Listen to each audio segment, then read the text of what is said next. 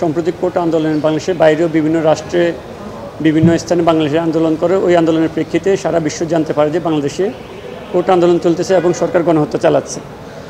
এই সব কারণে যখন তারা আন্দোলন শুরু করলো তখন বিশ্বের বিভিন্ন রাষ্ট্রে বাংলাদেশিদেরকে গ্রেপ্তার করা হয়। সেই হিসেবে ওই একই সাথে ওমানে যে দুবাইতে যারা গ্রেপ্তার ছিল 57 জন, তাদের সাথে ওমানেও আমরা আজকে যে রিট পিটিশনটা ফাইলিং করেছি, এই রিট পিটিশনটা হচ্ছে আবদুল্লাহ আল মামুন। উনি ওমানের সালালাতে থাকে। তো সালালাতে যখন এই আন্দোলন করতে যায় তখন পুলিশ উনাকে গ্রেপ্তার করে নিয়ে যায়।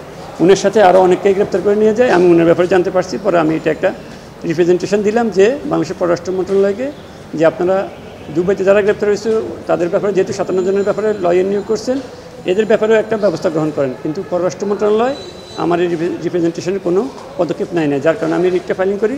রিটটা ফাইলিং করার পরে আজকে আমি মাননীয় বিচারপতি আশিস রঞ্জন দাস এবং মাননীয় বিচারপতি ফাহমিদা কাদেরের বেঞ্চে এই রিটটা হিয়ারিং করি। রিটটা হিয়ারিং করে কোর্ট আজকে আদেশ দিল যে ওনাদেরকে কেন মুক্তির বিষয়ে পররাষ্ট্র মন্ত্রণালয় কোনো পদক্ষেপ নেওয়া হবে না, এই মর্মে একটা রুল জারি করেন এবং আগামী 15 দিনের মধ্যে আইনজীবী নিয়োগ করে ওই দেশে যারা কোটা আন্দোলন করছে তাদের মুক্তির বিষয়ে পদক্ষেপ নেওয়ার জন্য পররাষ্ট্র মন্ত্রণালয়কে নির্দেশ প্রদান করেন।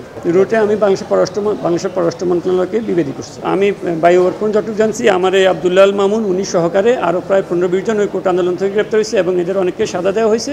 কিন্তু আমার যে পরিচিত যিনি আবদুল্লাহ আল মামুন, উনি এখনও গ্রেপ্তার আছে, উনাকে এখনও সাজা দেওয়া হয়নি।